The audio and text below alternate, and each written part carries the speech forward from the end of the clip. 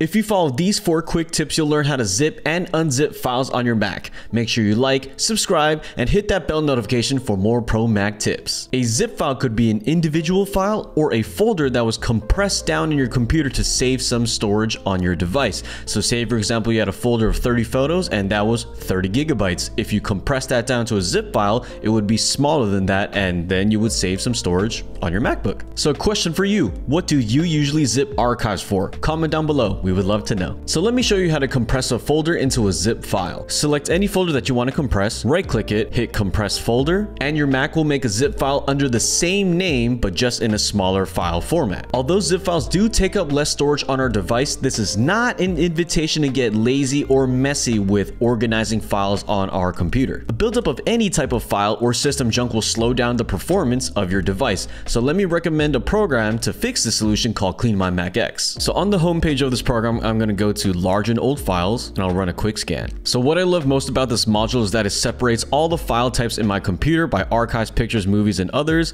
even by the size of the types of files, and even the last time I accessed certain files as well. So in the archive section, I see that I have a zip file that's just been sitting there, and this is still junk on my computer. So I'll make sure to select this, and I'll select other types of files as well. And after I'm done, I'll hit remove. And just like that, CleanMyMac X helped me clear out over 2 gigabytes worth of system junk, and for you, that could be a lot more. I highly recommend this program, and if you want, there's a download link in the description box below to get you started. So let's talk about how we're going to unzip these compressed files. Because we can't actually access them like we could with a regular folder, it's almost as if you're putting some of your belongings into a storage bin and putting it in the closet, and then you got to go get it out of the closet now. The first way we're going to do is to simply double click. Once you found the zip file you want to unzip, all you got to do is simply double click, and then our Mac will simply create an uncompressed copy of it right here. The second way we're going to do is with archive utility. Right click on the zip folder, hit open with, and archive utility. And just like that, archive utility will make an uncompressed copy of it as well. The last way we can do this is through third-party tools. Now you don't have to do it this way because the Mac already has built-in tools to unzip files,